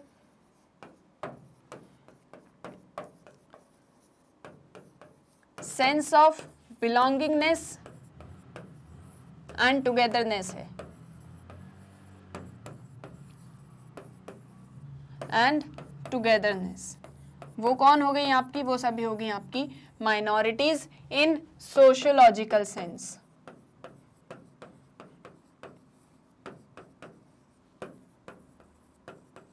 क्लियर है, ये सारा कुछ आपको नोट करना है फर्स्ट पार्ट में आपके क्वेश्चन के। देन उसके बाद में आपको ये भी बताना है कि इनके बीच में एक तरह की ग्रुप सॉलिडेरिटी या कलेक्टिविटी इसलिए होती है क्योंकि सभी के साथ में सेम ट्रीटमेंट होता है। सो सेम ट्रीटमेंट की वजह से इन सभी के बीच में एक इंट्रा ग्रुप फीलिंग्स जनरेट हो जाती हैं। एंड माइनॉरिटीज जो स्टैटिस्टिकल सेंस में है वो सोशियोलॉजिकल सेंस में भी माइनॉरिटी हो ज़रूरी नहीं है। मतलब कि अगर हम वर्ल्ड में देखें सो ऐसे लोग होंगे जो लेफ्ट हैंडेड होंगे, लेकिन और जो लेफ्ट हैंडेड होंगे वो माइनॉरिटीज़ में आएंगे क्योंकि बहुत कम ऐसे लोग पाए जाते हैं। सो ये माइनॉरिटीज़ हैं नंबर्स में, न्यूमेरिकल सेंस में, लेकिन ज़रूरी नहीं कि ये डिसएडवांटेज पर हो और ज़रूरी नहीं कि इनके बीच में जो है ग्रुप सॉलिडेरिटी हो, सेंस ऑफ टुगेदरनेस हो, फीलिंग हो। मे बी ये सभी एक दूसरे को जानते भी नहीं होंगे। सो इसीलिए जो स्टैटिस्टिकल सेंस में माइनॉरिटीज़ हैं ज़रूरी नहीं वो सोशियोलॉजिकल सेंस में भी माइनॉरिटीज़ हो। इतना सारा कुछ लिखोगे आप अपने फर्स्ट पार्ट के अंदर। क्लियर है। अब सेकंड पार्ट क्या है कि माइनॉरिटीज को प्रोटेक्शन की जरूरत क्यों है स्टेट्स से। तो आपने बताया यहां पर कि रिलीजियस और cultural minority groups need special protection because the demographic dominance of majority. अब माइनॉरिटीज को प्रोटेक्शन की ज़रूरत क्यों है, स्टेट की हेल्प की ज़रूरत क्यों है? क्योंकि एक तरफ माइनॉरिटीज़ हैं और एक तरफ मेजॉरिटी है जो कि एक बहुत लार्ज ग्रुप है। और अगर माइनॉरिटीज़ की तरफ ध्यान नहीं दिया जाएगा सो हो सकता है कि ये जो लार्ज मेजॉरिटी है ये डोमिनेंस पावर में आ जाए, और ऑलरेडी डेमोग्राफिकली तो उनका डोमिनेंस है ही क्योंकि वो मेजॉरिटी में है। सो यहाँ पर जो माइनॉरिटी के राइट्स हैं, उनकी जो डिमांड्स हैं वो सप्रेस हो जाएंगी। इसीलिए ज़रूरत है कि स्टेट भी उनके लिए प्रोटेक्शन स्कीम्स लेके आए। Then these groups are politically vulnerable. ये तो आपका फर्स्ट पॉइंट हो गया, ये हो गया आपका सेकेंड पॉइंट। कि अब ये जो ग्रुप्स होते हैं ये पॉलिटिकली वल्नरेबल भी होते हैं। कैसे होते हैं politically vulnerable? In democratic politics, it is always possible to convert a numerical majority into a political power through elections. अब डेमोक्रेटिक पॉलिटिक्स में ये चीज़ हमेशा पॉसिबल होती है कि जो मेजॉरिटी है वो पॉलिटिकल पावर को ग्रैब कर लेगी और अल्टीमेटली जो मेजॉरिटी है वो पॉलिटिक्स में अपना रिप्रेजेंटेशन नहीं दे पाएंगी. So they may face the risk that the majority community will capture political power and use the state machinery to suppress their religious or cultural institutions, ultimately forcing them to abandon their identity. अब ये चीज़ हो सकती है कि जो majority है वो political power grab कर ले और जो माइनॉरिटीज़ हैं उनकी तरफ कोई ध्यान न दे. सो अल्टीमेटली जो माइनॉरिटी के राइट्स हैं वो सप्रेस हो जाएंगे, उनकी अपनी जो आइडेंटिटी है वो फॉर्म नहीं हो पाएगी. और ये भी हो सकता है कि जो डोमिनेंट मेजॉरिटी है वो अथॉरिटेरियन पावर में आ जाए. इसीलिए भी स्टेट्स को माइनॉरिटी प्रोटेक्शन के लिए स्कीम्स लाने की जरूरत है और स्टेट की हेल्प की जरूरत है माइनॉरिटीज को. सो ये आपका सेकेंड पॉइंट हो गया. Then another set of complications arise by the fact of India's state simultaneous commitment to secularism as well as protection of minorities. Third problem कहाँ से जनरेट होती है? जब एक तरफ इंडियन स्टेट ये कहता है कि हम सेक्युलरिज्म को प्रमोट करते हैं और दूसरी तरफ माइनॉरिटीज के प्रोटेक्शन की बात शुरू हो जाती है. सो एक तरफ तो सेक्युलरिज्म है कि हम सभी जितने भी रिलीजन्स हैं सभी को इक्वल रिस्पेक्ट देते हैं और दूसरी तरफ रिलीजियस माइनॉरिटीज़ हैं इंडिया में. सो ये जब रिलीजियस माइनॉरिटीज़ के लिए कोई स्पेशल स्कीम कोई प्लान आता है सो अल्टीमेटली मेजॉरिटी इससे अपसेट हो जाती है और ये कहा जाता है कि आप सेक्युलरिज्म के नाम पर रिलीजियस माइनॉरिटीज़ की हेल्प कर रहे हो. ठीक है. और जो इसके सपोर्टर्स हैं वो ये कहते हैं कि क्योंकि जो मेजॉरिटी है वो डोमिनेंट पावर में है इसीलिए ज़रूरत है कि माइनॉरिटीज़ के लिए प्रोटेक्शन स्कीम्स लेके आई जाएं और इसीलिए प्रोटेक्शन ऑफ माइनॉरिटीज़ को स्पेशल कंसिडरेशन की ज़रूरत है. नहीं तो ये जो मेजॉरिटी है वो उनके राइट्स को एक न एक दिन सप्रेस कर ही देगी. सो आपका अब जो क्वेश्चन था उसके दोनों पार्ट्स को हम आंसर कर चुके हैं कि माइनॉरिटीज़ क्या होती हैं एंड माइनॉरिटीज़ को स्टेट के प्रोटेक्शन की या हेल्प की ज़रूरत क्यों होती है. सो ये तब सभी जितने भी पॉइंट्स मैंने आपको बताए 3 पॉइंट्स मैंने आपको बताया आप उन्हें नोट करेंगे देन आप इसको कंक्लूड करेंगे इस तरह से. ठीक है. क्लियर है? आया सभी समझ में? इसके अलावा और भी कोई पॉइंट्स आपको दिखते हैं याद आते हैं सो वो भी आप यहाँ पर नोट कर सकते हो. अब बाकी जितने मैं पॉइंट्स बता रही हूँ वो तो नोट करने ही है. बाकी आपको लगता है कि एक्स्ट्रा कोई पॉइंट आपको याद आ रहा है तो उसे भी आप नोट यहाँ पर कर सकते हैं. आई होप समझ में आ गया होगा. अब आ जाते हैं नेक्स्ट क्वेश्चन पे. That is what is communalism. सीधा सीधा क्वेश्चन है, सिंपल क्वेश्चन है. पूछा गया है कम्युनलिज्म क्या है. अब कम्युनलिज्म से रिलेटेड जितने भी पॉइंट्स आपको याद हैं वो सभी इसके अंदर लिख देना है. बस वर्ड लिमिट को याद रखना है. ठीक है. अब क्या पॉइंट्स लिख सकते हो वो मैं आपको बता देती हूँ. तो सबसे पहले तो डिफाइन करो कि कम्युनलिज्म होता क्या है. So, what is communalism? It refers to aggressive chauvinism based on religious identity.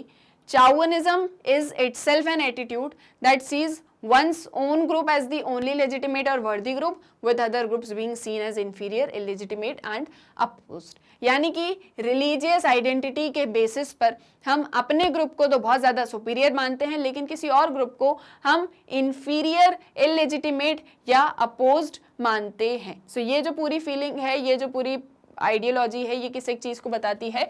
Communalism को. However, communalism is an aggregate political ideology that is linked with religion. Then this is peculiarly Indian or South Asian meaning which is different from the ordinary English word. अब यहाँ पर एक और चीज़ बता सकते हो कि communal और communalism के बीच का क्या डिफरेंस है.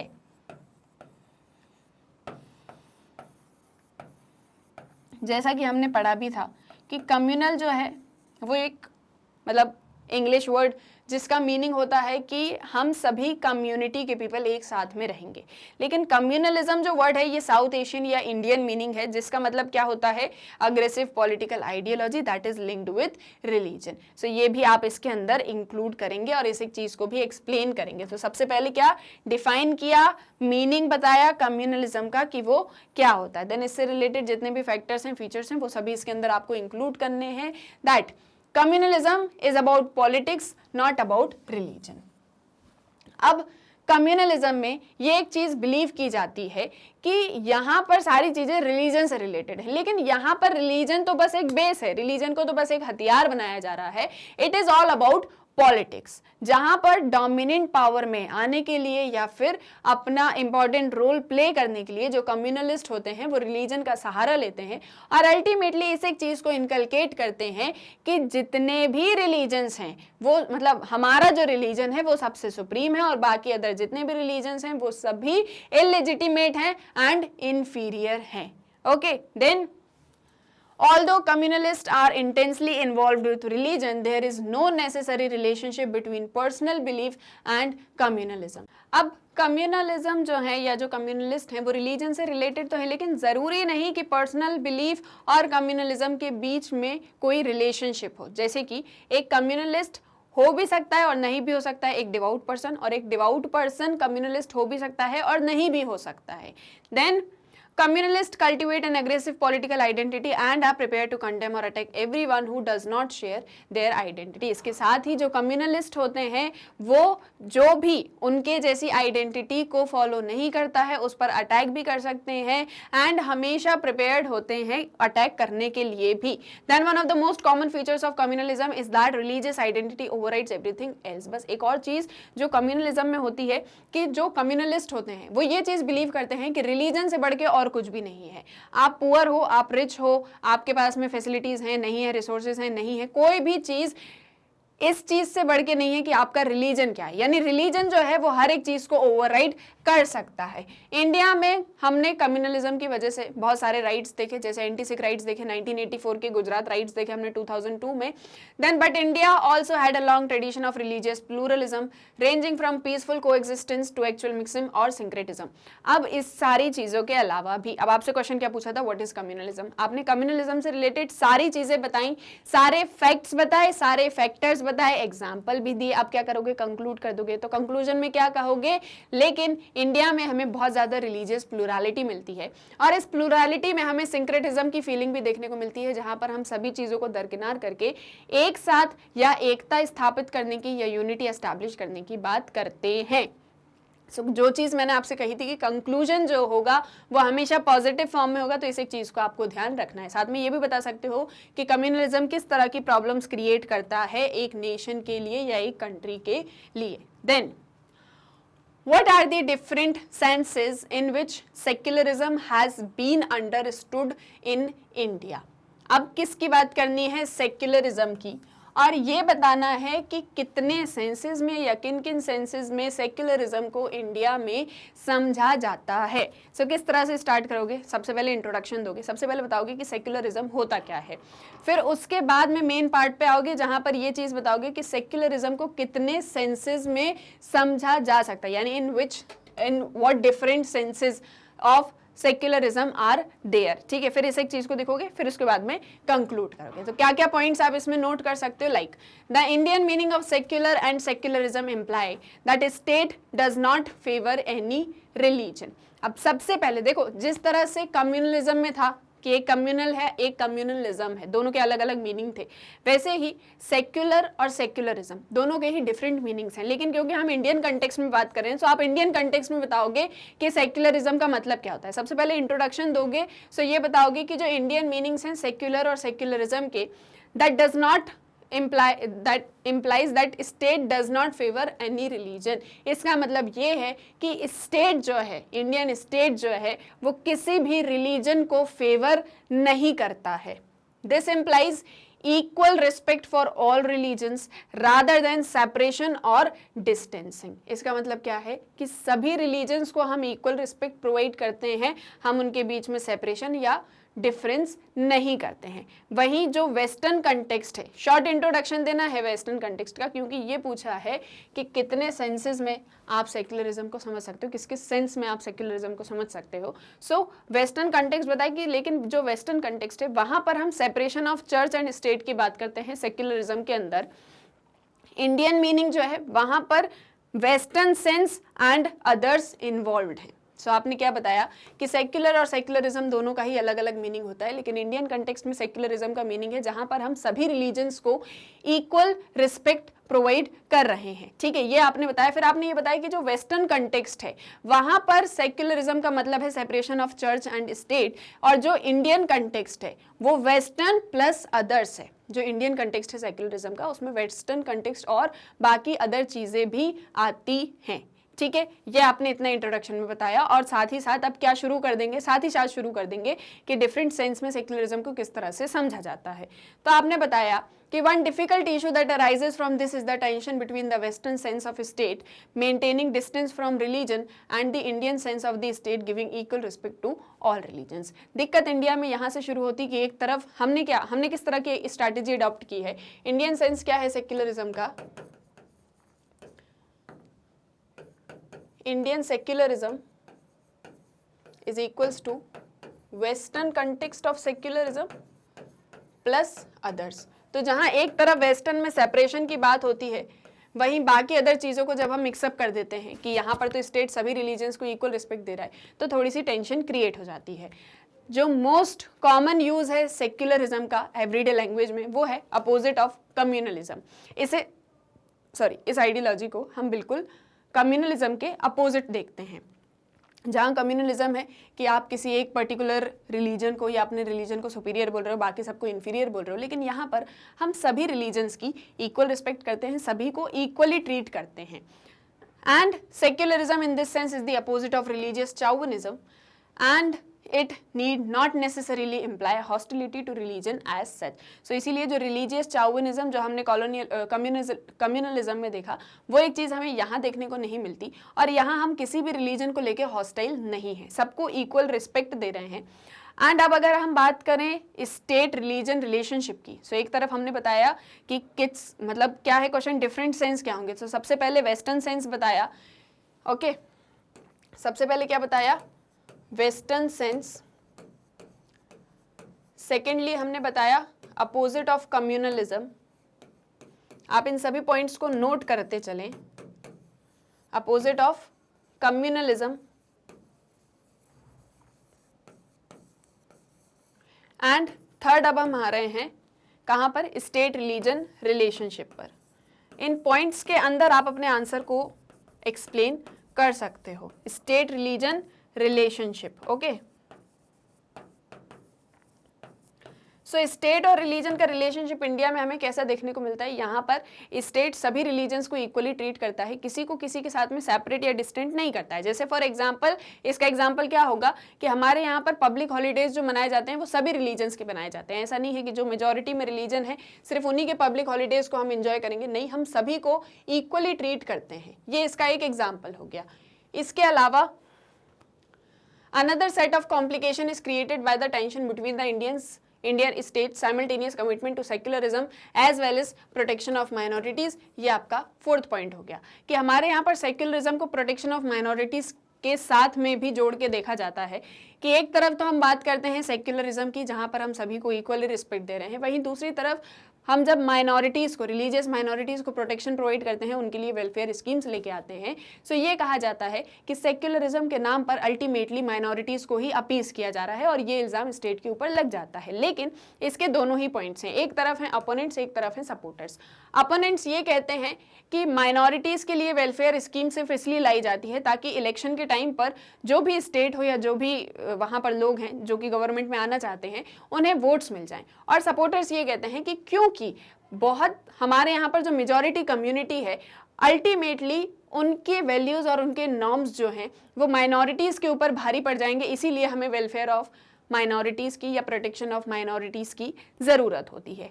But ever since independence, the people of India, through their direct political participation and election verdicts, have repeatedly asserted their support for a secular constitution and state। So हमने सबसे पहले बताया secularism क्या होता है, फिर हमने ये बताया कि हमारे यहाँ कितने सेंस में सेक्युलरिज्म को समझा जाता है। सो ये 4 सेंस हमने बताए, western sense, opposite of communalism, state religion relationship and protection of minorities. ये 4 पॉइंट्स आपको यहाँ पर एक्सप्लेन करने हैं, एंड देन इस पॉइंट के अंदर आप अपने आंसर को कंक्लूड कर दोगे कि इतना कुछ होने के बावजूद भी इंडिपेंडेंस से लेके आज तक इंडिया में और इंडिया के जो पीपल हैं वो सेक्युलरिज्म को ही सपोर्ट करते हैं और सेक्युलर कॉन्स्टिट्यूशन के लिए ही वोट देते हैं, and there voices should be count.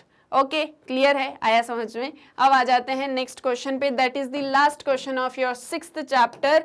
That is question number 10. What is the relevance of civil society organizations today? अब आपको ये बताना है कि सिविल सोसाइटी ऑर्गेनाइजेशंस जो हैं उनकी आज के समय में क्या रेलिवेंस है. सो इसे हम थोड़ा एक्सप्लेन करेंगे. इस क्वेश्चन को किस तरह से एक्सप्लेन करोगे, क्या पॉइंट्स इसके सकते हो? सो क्या बताएंगे? सबसे पहले देंगे इंट्रोडक्शन. इंट्रोडक्शन में आप बताओगे सिविल सोसाइटीज क्या होती हैं.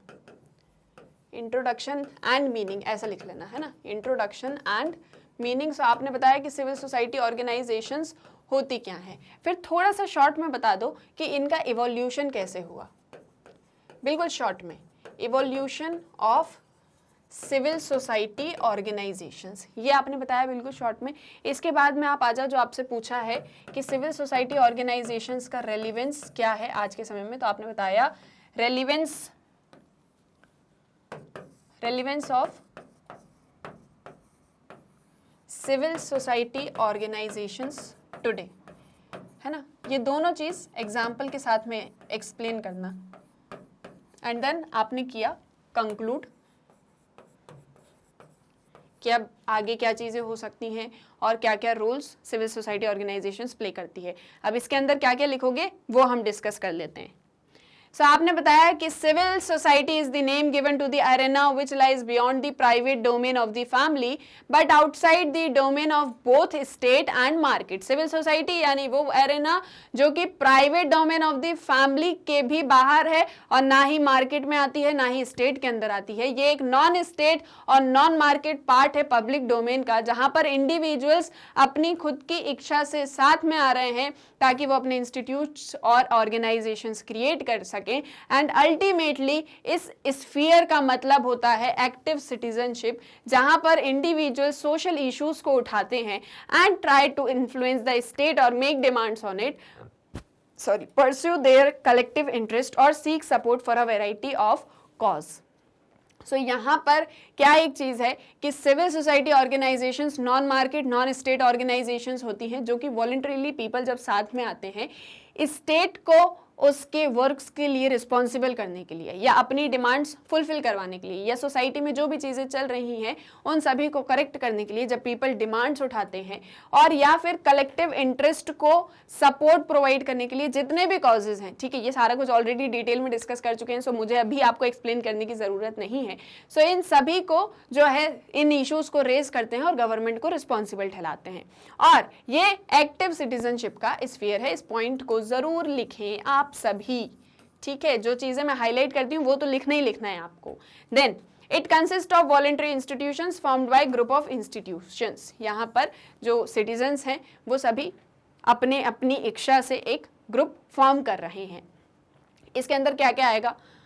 Political parties, media institutions, trade unions, NGO, religious organisations and other kinds of collective entities. ये हो गया आपका introduction and meaning of civil society organisations. अब और क्या चीज इसमें लिखोगे आप? थोड़ा सा ये भी बता दीजिए कि यहाँ पर इंक्लूजन का क्राइटेरिया क्या होता है. सो आपने बताया कि वो ऑर्गेनाइजेशन जो ना ही स्टेट कंट्रोल्ड है और ना ही सिर्फ और सिर्फ प्रॉफिट मेक करने के लिए वर्क कर रही हैं, तो वो क्राइटेरिया होता है सिविल सोसाइटी ऑर्गेनाइजेशंस का. जैसे एग्जांपल हो गया दूरदर्शन, जो एक सिविल सोसाइटी ऑर्गेनाइजेशन नहीं क्योंकि स्टेट कंट्रोल्ड है, और ना ही कोई एक कार इंडस्ट्री क्योंकि वो सिर्फ और सिर्फ प्रॉफिट बनाने के लिए वहां पर बैठी हुई है. सो इसीलिए ये एग्जाम्पल्स हो गए. देन अब हम आ जाते हैं जो हमने देखा था कि इनका थोड़ा सा इवोल्यूशन हम बता देंगे, थोड़ा सा इमरजेंस बता देंगे. सो जब 1975 से 1977 के बीच में इमरजेंसी घोषित हुई थी, जहां पर अथॉरिटेरियन स्टेट बन जाती है, कांग्रेस गवर्नमेंट, इंदिरा गांधी की रिजीम रहती है, और इस टाइम पीरियड में बहुत सारे सिविल लिबर्टीज पर रिस्ट्रिक्शंस लग जाते हैं. सिविल लिबर्टीज को पूरी तरह से खत्म करने की कोशिश की जाती है. फोर्स्ड स्टीरिलाइजेशन जैसी प्रोग्राम्स प्रैक्टिसेस चलाई जाती हैं. सो यहाँ पर ये जो अथॉरिटेरियन रूल पीपल ने फेस किया था, इसके बाद में ही या इसके as a result of this जो है सिविल सोसाइटी ऑर्गेनाइजेशंस इमर्ज होती हैं. ये सारा कुछ आप यहाँ पर एक्सप्लेन करोगे इवोल्यूशन के अंदर कि 1977 में इलेक्शंस होते हैं, कांग्रेस पार्टी हार जाती है और as a result civil society organisations form होती हैं जो कि गवर्नमेंट को रिस्पॉन्सिबल ठहराती है उसके वर्क के लिए. देन आपसे जो पूछा गया था कि आज के समय में इसकी क्या रेलिवेंस है, तो वो आपने बताया कि आज जो सिविल सोसाइटी ऑर्गेनाइजेशंस हैं उनका स्कोप बहुत ज़्यादा एनलार्ज हो चुका है। आज वो सिर्फ वुमेन मूवमेंट्स, आदिवासी मूवमेंट्स या फिर वुमेन्स राइट्स या फिर जो है स्टेट गवर्नमेंट की प्लान्स पॉलिसीज़ के ही लिए नहीं, सिर्फ इतने के ही लिए नहीं है, बल्कि इसके अलावा advocacy, lobbying, national international agencies के साथ में एक्टिवली पार्टिसिपेट करके ढेर सारी मूवमेंट्स चला रहे हैं, ट्राइबल स्ट्रगल्स को उठा रहे हैं, अर्बन गवर्नेंस के टॉपिक्स को रेस कर रहे हैं, रेप, वायलेंस अगेंस्ट वुमेन के खिलाफ में कैंपेन्स चला रहे हैं, प्राइमरी एजुकेशन को रिफॉर्म करने के लिए वर्क कर रहे हैं, और जो मीडिया है वो भी यहाँ पर एक बहुत इंपॉर्टेंट रोल प्ले कर रही है और ढेर सारे इनिशिएटिव्स ले रही है, इन सिविल सोसाइटी ऑर्गेनाइजेशन की तरह वर्क कर रही है। सो ये सारा कुछ आप यहाँ पर बताओगे, एग्जाम्पल्स के थ्रू एक्सप्लेन करोगे। एंड एक यहाँ पर जो सबसे इंपॉर्टेंट एग्जाम्पल आपको देना है वो है राइट टू इंफॉर्मेशन एक्ट, कि किस तरह से राजस्थान से जो है ये एगिटेशन स्टार्ट होता है, अल्टीमेटली नेशन वाइड कैंपेन बन जाता है, और किस तरह से राइट टू इंफॉर्मेशन एक्ट बनता है ईयर 2005 में। ठीक है, ये सारा कुछ यहाँ पर आपको एक्सप्लेन करना है। ये जितने पॉइंट्स मैंने आपको बताए हैं शॉर्ट में, आपको उन्हें एक्सप्लेन करके लिखना है सारे पॉइंट्स को। और रेलिवेंस ऑफ टुडे की हम बात करें तो आज सोशल मीडियाज के थ्रू इंटरनेशनली बहुत सारे कैंपेन चला रहे हैं, बहुत सारे मूवमेंट्स चला रहे हैं सिविल सोसाइटी ऑर्गेनाइजेशंस। और यहाँ पर आप एक कोविड का एग्जाम्पल भी लिख सकते हो कि कोविड के टाइम में बहुत सारी सिविल सोसाइटी ऑर्गेनाइजेशंस ने लोगों को मेडिकल हेल्प प्रोवाइड करी है एंड लोगों को फूड प्रोवाइड करा है जिनके पास में ये सारी सुविधाएं नहीं हुआ करती थी। किस तरह से गवर्नमेंट को उनके वर्क के लिए रिस्पॉन्सिबल ठहराया है। सो इन सभी के साथ में, इन सभी पॉइंट्स के साथ में आप अपने आंसर को कंक्लूड कर दोगे। क्लियर है? आया समझ में? आई होप सभी क्वेश्चंस आपको समझ में आ गए होंगे, कोई भी डाउट नहीं होगा कि आंसर क्या लिखना है और आंसर कैसे लिखना है। बहुत अच्छे से सभी क्वेश्चंस को हमने डील किया है, क्या क्या पॉइंट्स आपको लिखना है वो मैंने बहुत डिटेल में आपको एक्सप्लेन किया है। So now you are ready with your chapter number 6। Okay, अभी भी आपको कोई डाउट है किसी क्वेश्चन में या चैप्टर के किसी भी चीज में, सो आप कमेंट सेक्शन में बता सकते हो। एक और चीज़ कि आप मैग्नेट ब्रेन्स की वेबसाइट को कैसे एक्सेस कर सकते हो, तो क्या करना है, गूगल पे जाना है, एंटर करना है magnetbrains.com। जैसे ही ये एंटर करोगे आपके सामने magnet brains education platform open हो जाएगा। स्क्रॉल करोगे, देखोगे यहाँ पे किंडरगार्टन से लेके 12th क्लास तक के सारे क्लासेस के वीडियोस अवेलेबल हैं। आपको अब जो भी क्लास स्टडी करनी है, जैसे सपोज आपको क्लास 12th स्टडी करनी है, क्लास 12th पे क्लिक किया, क्लास से रिलेटेड सभी सब्जेक्ट के वीडियोस यहाँ पर आ जाएंगे। स्क्रॉल करोगे और भी वीडियोस देखने को मिलेंगे, और सभी के नीचे जो है वॉच नाउ का बटन है।